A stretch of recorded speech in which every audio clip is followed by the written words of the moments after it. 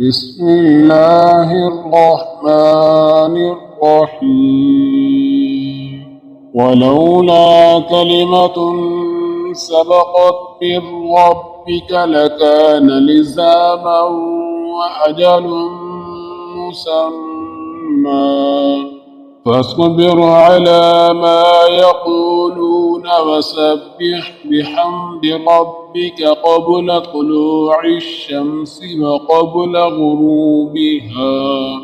ومن آناء الليل فسبح وأطراف النهار لعلك ترضى ولا تمدن عينيك إلى ما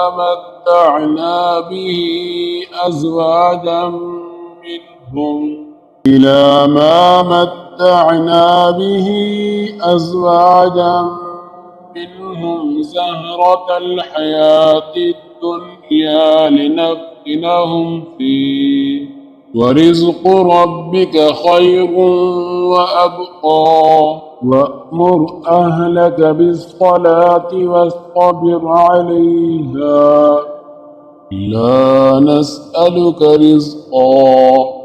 نحن نرزقك والعاقبة للتقوى وقالوا لولا يأتينا بآية من ربه أولم تأتهم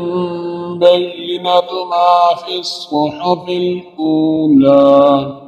ولو أنا أهلكناهم بعذاب من قبله لقالوا ربنا لولا أرسلت